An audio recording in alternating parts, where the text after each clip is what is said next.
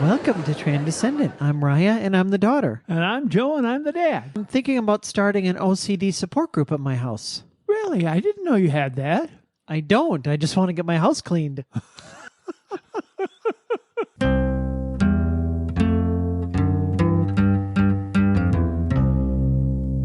What if the doctor gave you a prescription for something you only had to take once a week, and it dramatically improved your health and, in fact, the entire quality of your life? Now imagine, what if it was just one conversation a week? That changes everything about you so that you go from really having a difficult time to feeling like, I'm really happy with how things are and how my life is going right now. We are talking this week about support groups. You and I spoke a little bit before this, what type of support groups I've been involved in. And the one that came to mind to me, it was actually a couples group of 4, sometimes 5 couples that would get together once a week for a Bible study. We would follow a book and we would talk about a variety of things. Over the course of a few months, we became very close to one another. So close that at one point we were actually on our way to a funeral where I was going to be a pallbearer. And she said to me, when you die, who would you like to be pallbearers for you? And I immediately said, the men in my support group. That's how close we had become. That's not unusual when you get into a group of regulars that continue to meet on a weekly or every other week or monthly or even a daily basis. There are a lot of different kinds of support groups out there. There are support groups for so many things. Sometimes they can be a support group that you end up starting. But usually it's that someone else starts a support group and invites you to it, or you have been recommended by someone to get into a support group. I sure remember that growing up. It was every Sunday night because anytime it was hosted at our house, it meant that that was the time for us to go. And we had plenty of things to do in our room, but the expectation was that you all would have the living room and we would be out. Or if it was any of the other weeks, then you would be gone during that time and then we would have the home to ourselves. We might have a babysitter and then we got old enough that we didn't need that, but that was every single Sunday night. And I remember that like clockwork. We knew Sunday night came and that was your time. There's a lot of different groups. We're talking specifically about LGBTQ plus support groups today, but more than that is the value of meeting with other people, especially in this post-COVID time where we learned how to get along by not seeing one another. Yes. Too often we've continued that now that we can see one another, and we still are very isolated. When you first become a part of a support group, in the beginning, it hasn't become a habit. They say for something to become a habit, you normally have to do it for at least 6 or 8 weeks, sometimes as much as 11. But once you're into that habit, it becomes more than that. It becomes a priority. And when it becomes a priority, your particular time with that support group becomes so important that you won't allow anything to conflict with that.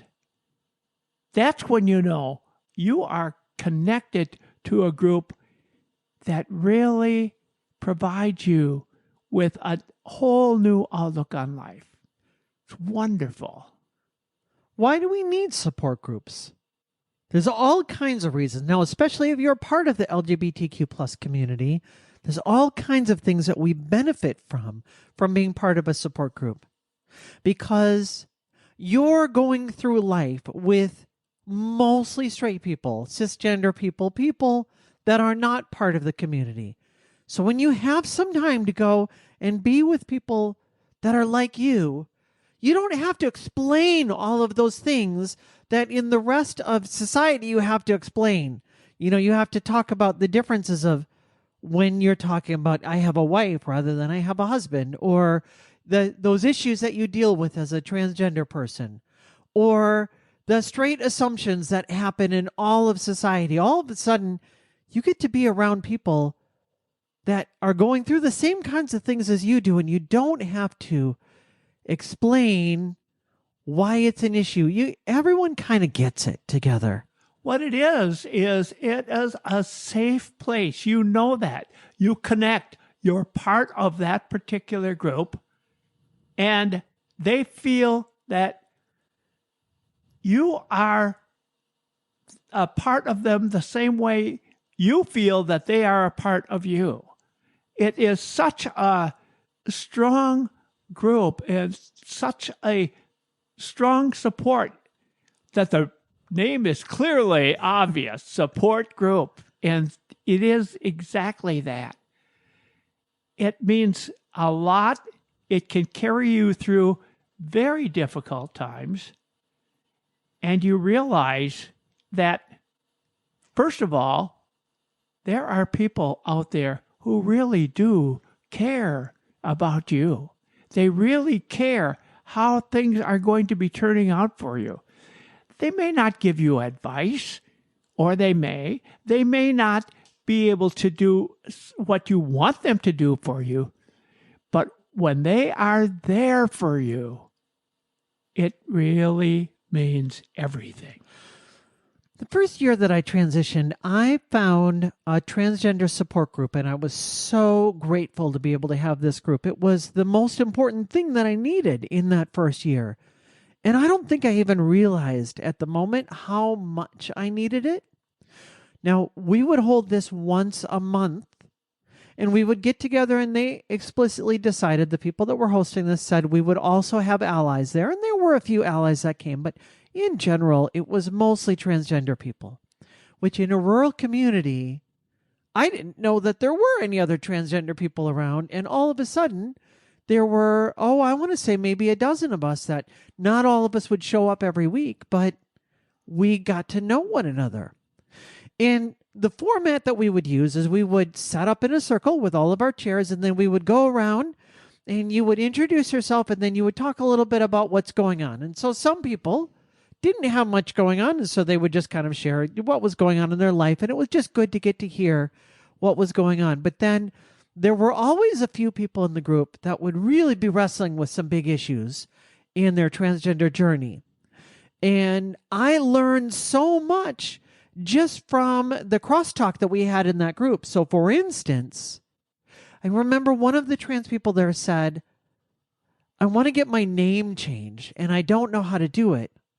And one of the other more mature transgender women she transitioned, I don't know, maybe a decade ago, said, here's how I went through it, and laid out the whole thing. And I took notes that whole time. And I didn't know that I wanted even to do that. But as soon as I took those notes, I realized this is what I need right away. And somebody else had questions about, what about the medical issues related to transitioning? And all of a sudden we had this shared knowledge. Other people were wondering about, what do I do in this social situation? Somebody outed me at work, and, I was passing and nobody knew that I was trans, and then somebody outed me at work. Somebody else said, I am at work. I'm not out to them that I'm transgender. They still know me as the gender that I was assigned at birth. But a few people know. I've let a couple people know. And all of those situations, even if you're not in that situation yourself, there are parallels that you can find. And boy, let me tell you, Dad, it was one of the most important things that I've ever had in my life. Now, I only got to go to that group for about a year because then my work situation changed and I was no longer able to keep attending with my schedule. But boy, during that year that I was attending, I got so much from that group. I don't even know how I would have navigated as a transgender person without that group.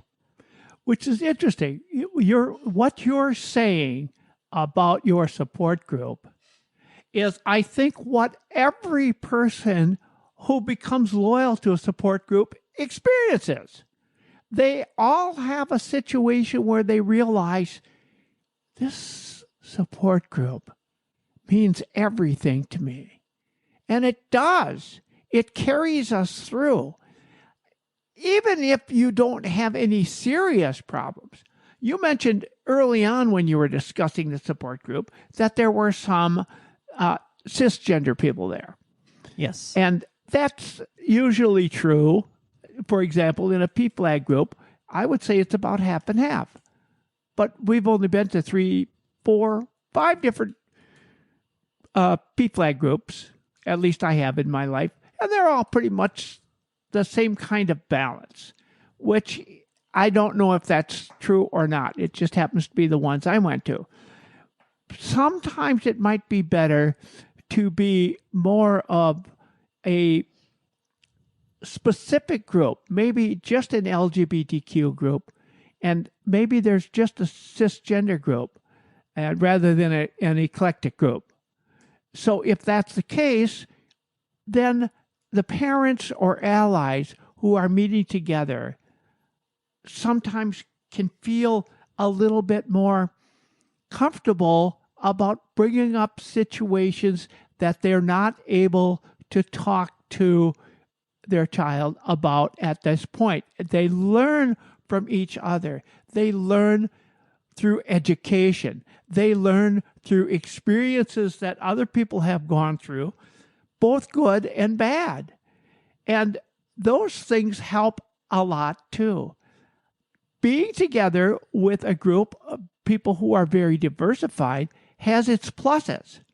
But being together with a group of people who are all like you, who have the same concerns, also has its pluses. So there's a lot to look at there. In some cases, you might find that you're a member of 2 or even 3 different groups, and each group has its own personality. Just like each bar has its own personality. Each church has its own personality. Each volunteer organization has its own personality. No two are exactly alike. And that's the same way with a support group. They're each a little different, and you can find one or start one or be invited to one that is going to be just right for you. And this is not just for the LGBTQ plus community, as you mentioned here. Friends, family, allies need groups as well, because we all need support. And boy, Dad, you have sure talked about how difficult it was for you the first year that I came out. Oh, yes. And that was a surprise to me. I will tell you, you've talked about how much you've learned on this podcast. I don't think I realized how difficult that was on you until we started having this podcast and you started to talk about those things. Because in that moment that I was transitioning, probably for at least the first year, probably the first 2 or 3 years even, I was so focused on this major life upheaval and everything that was changing in my life that it was hard for me to even have space to realize what you were going through. Not that I didn't care. I certainly cared. Yeah. But I was just dealing with so many different things and trying to figure out every new aspect in my life that I didn't realize how difficult that was for you. And I think if we could go back in time and give ourselves some advice, I would say, find some people right away. Find some allies right away. Now, of course, that can be hard, and we'll talk about after the break. Where do you go to find some allies, to find some people, to find a group? But right now, this is important not just for those that are going through the transition or coming out or whatever part of the LGBTQ plus community you are, whatever part of our rainbow you are, but it's also for all of those. It's especially for allies. Well, what's interesting is somebody like me who had experiences prior to that, being in groups that meant so much to me, I never considered at that point trying to find a group of allies or people who are like me who are going through a same situation with one of their children. Had I known that, I think your transition would have been much easier for me as well. Mm-hmm. I think so. I just didn't have the common sense, I guess, to think, oh, I should do that. I wished I would have. Plus, as an ally, when you're in a support group like that, you can have the conversations there that you can't really have with your LGBTQ plus loved one. For instance, I know Mom really went through a difficult time that she felt like she was losing a son. Yes. She had to mourn that time. And in fact, you can go back and play that episode with her. Very, very powerful. All that she went through where we did our interview with her. During that time, I know that she needed someone to talk to about losing a son. But I was never going to be that person. And she knew that. And thankfully, I'm glad, we never had to have that conversation. But I was too emotionally vulnerable. I couldn't have done that. And yet, that was one of the conversations that she needed the most. That would be the place to have it. Or those times where you're saying, I'm having such difficulty with my son or daughter. Maybe it's now your new son or your new daughter, that they were your daughter or your son, and now they've come out as non-binary, and you're struggling with pronouns. Okay, well, talking to them and saying, boy, this is so hard for me to get your pronouns. That's one of the worst things that you can do. Just apologize when you get their pronouns wrong and then get it right. But then go to your support group. And all of those feelings and those emotions and those difficult things that you want to be bringing up when you're in that situation, you save those because you want to protect the relationship. Maybe even write them down. And then you come to your group and you say, boy, pronouns, what am I going to do? Keep getting them wrong. And then keeps getting mad. I'm sorry, she keeps getting mad at me. And then the other people there, just like I had, the person that had transitioned a decade ago, well, you got the ally that they had a loved one that transitioned a decade ago, and they say, I understand. Let me stand with you and let me help you so that you can figure out how to get this. That is a great example of how important a support group can be to you. As you said, Raya, right after the break, we'll talk about how you can find or create a support group of your own. We've been planning our topics for the year. We're planning on doing a complete episode with testimonials from people on coming out. These are stories that people want to hear. They are some of our most popular. We'd like to hear from you, whether it's a difficult situation or it's a positive situation. Tell us your story. We might select yours to be one of the ones that we use in the future. If you're interested in being part of that, you can email transcendent@gmail.com and let us know what your story is. It might be a coming out story. It might be an ally story about how you learned to be a better ally. It might even be something you got listening to this podcast. If you have the capability, you could even record an MP3. Send us the MP3 directly or send us a link to that. Or if you don't know how to do that, just send us an email and I'll help you through that. Include your name, email, and phone number, and we'll get back to you because you have something to share with others. We want to give you some practical tips that you can do right now while you're listening to this podcast or as soon as you're done to take that first step and figure out what support group can I be a part of. It's easy to listen to a podcast like this and you think, oh, yeah, I'll do that later. If this is the thing for you, you know it right now. I want you to take that very first step of here's what I'm going to do.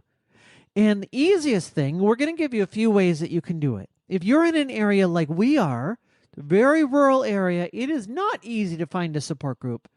And so if we can find them here, you can find them wherever you are. There's going to be somebody. I'll tell you the best way that I think to do, especially if you are in a little more populated area, is go to Google Maps. Now, that website is maps.google.com. And just type in LGBTQ Center. And if you're in a more populated area, you're going to find one, maybe 2, 3, 4, depending on how big your city is, places that you can go. And that center is going to have a listing of all kinds of resources and places that you can go. They're going to be hosting groups there. They're going to have a directory of support groups that you can go to. Those are the best places that you could want to go to. It's also one of the easiest ways for you to find groups like that, and the fastest. Not only do you find them sometimes, or often, I would say, almost always, attached to colleges or universities. That's a common thing. There's also a lot of common areas that actually are funded by a city. They have groups like that, or nonprofit organizations that may have something, say in a community center, there might be people meeting, or another organization similar to that. Senior centers, there's just so many, and that's the best way to start out.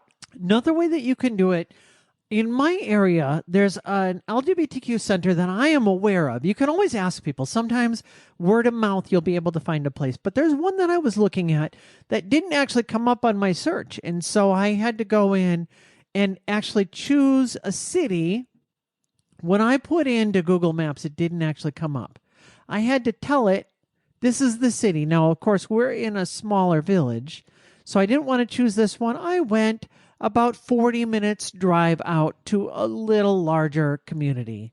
And then I put in that, and then I had some options that didn't come up when I first put in just my zip code and centered it on my area. So that's another way that you can do it, is choose the larger city that's near you and say LGBTQ groups. So you can try center first, or you can try groups and see what comes up. Another great resource is you can go to the PFLAG directory. Find a local PFLAG group near you. Because if your area does not have an actual center, you may find that PFLAG is the closest that you have, where it's a group. This is what we would have in our area because we chose to start one. You were instrumental, Dad, in starting that one here recently. And it's really important. Because we now, in our monthly meeting, actually, it's very similar to the support group that I had when I first transitioned, except that this one is primarily allies. And not at every meeting, but many of the meetings, there will be time for everyone to share what's going on. And a few folks have real big burdens that they're bringing in, saying, I'm not sure what to do about this. And that's a great place to get connected with other people that can help you out. Another place that's likely to have support groups are churches that are fully affirming, or interfaith groups. That's fairly common as well. There are national organizations like PFLAG, the Trevor Project. There's another one, Gender Spectrum. There are many of those. And again, you Google, you'll find many of those. Or you can start your own. And it's not as difficult as you think. Even starting with 2 or 3 people sometimes works very well. You know someone else in your community that is, say, LGBTQ, and I'm sure you do. You can start a support group and meet. You can agree when you would meet, how often you would meet, and start small. And you'll be surprised at how strong those groups can become. Or maybe you're an ally. Maybe you're not an ally yet. Maybe you're just someone who is thrown into this whole situation and don't know how to handle it. Believe me, there are people right in your community who are in the same situation you are. You could start your own group that way. And believe it works. It works very well. And you can do this a lot of ways. It doesn't even have to be so explicitly a support group. You could get together and maybe you've got a group of queer friends that all play pickleball together. Or for me, especially this happened during COVID, is that I was playing a tabletop role-playing game, and we ended up taking that online, and that became my support group for probably good year or two, because before the game would start, we would just check in. How's everybody doing? Tell me what's going on in your life. And because we were a very, very LGBTQ affirming group, that became my community during those couple of years. It was really important for me there. There's lots of ways that you can put together a group like that. I came across a TikTok a couple days ago where the person came on and said, I know this is hard for you. I know you don't want to leave your house, but you need to go get around other queer people. Go, do it now. You know you're going to feel good when you do it. Go meet other people, hang out with those people. I know it's hard. Leave your house. Just do it. And they said it a little better than I said it just there, but it was such a great message. And I feel like in the LGBTQ plus community, especially among introverts, it can be very easy to just sort of close off, shut down, not have those relationships. But forcing yourself to do it can be what really, really matters. Can make all the difference.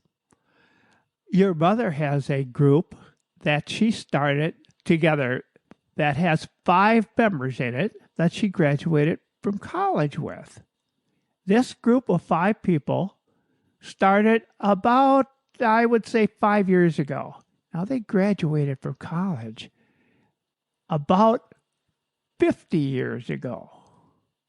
And now they get together every week. They don't call it a support group. They chat, they talk about the books that they read, and they talk about a variety of other things. But it is a support group, and it works very well. And they've been with it now, I think, 5 years. And it's an internet group because some of them are, but they're all, there's 2 in our state, and the other 3 are in different states throughout the U.S. So it's a online meeting, and it works very well. There's a lot of challenges that can come up when you start a support group. Any kind of group, there's always interpersonal challenges. If you are the one that is guiding a support group, it can be important to keep in mind that you want to steer it so that it doesn't end up hitting a rut or becoming a problem. There can be a few very common things that you want to stay away from. First of all, you want to avoid group fatigue or burnout. Yeah, if people aren't showing up, it tells you you're not feeding them what they need to be fed. Something's missing, right? And you need a little bit more. You need something more that is really meeting where people are at. Or it could be one of the people in the group is creating tension. Maybe they're creating conflict with one or more other people. Or suddenly a few gang up on someone and say, oh, and you know what else they did? Sounds like a bunch of politicians, doesn't it? Or it could be the other way, where somebody is not feeling fully included, and then this no longer feels like a safe, affirming environment. The only way to really know that is by watching and seeing. Just taking a look and seeing, does everybody look like they're being included, and checking in periodically. How are you doing? Are you feeling like you're connecting with the group? Is there anything more that we can do? Mm-hmm. You know, I mean, it could be that you've got a support group and everybody there is gay or lesbian, but you've got one bisexual person who really, really needs that community, but they feel like they're treated as the token straight person. Or everybody there is binary transgender, then there's one person that is non-binary, or vice versa. Is everybody feeling included? Are there people that are being subtly excluded because of race or because of class or any of the other things that can so easily trip us up? Once you get a group that clicks, that is strong support for one another, you'll understand when something comes along that might create a little problem there. And if it does, if you nip it in the bud, you'll continue to have a very strong support group. One thing you do want to avoid is the situation where you're all going to turn to one person and fix their problem. That's really not what a support group does. That's not the objective. Now, you can give advice to one another about certain things. Well, this is what happened to me when I did this or something. But even that, Be Yeah. careful of. In general, the best principle is unless they ask, don't give advice. Yes. Or if you really feel like you've got something good to share, ask. May I have permission? Would it be all right if I shared what happened to me? And be prepared for them to say, no, I just need to have you hear me right now. My mother-in-law used to say, my advice to you when you have kids is you raise your kids. I'm not going to give you any advice on raising your kids. And when you ask, maybe even then, I won't do it. Which is it. They really did that. And we kind of do the same thing with our grandchildren. We can't go to you and give you advice on how to raise your kids. That's up to you to do. There are definitely some pitfalls, but those are minor, especially in comparison with the benefits. And I'll tell you, you, just by virtue of being a human being, you deserve support. You deserve to have people come around you and tell you that you matter, tell you that you are important, remind you that you belong here and that there are other people that are like you so you don't feel alone. And of course, you never feel alone when you come here every Monday. Right? Listen to this podcast. We're so grateful to have you coming here week after week. We always strive to be your voice of positivity, giving you that little pick-me-up to be going forward and be everything that you were meant to be. And if you can, it costs a lot of money for us to go out and promote this. We're not asking for anything back except please share this podcast with one other person. And with that, We'll see you Monday.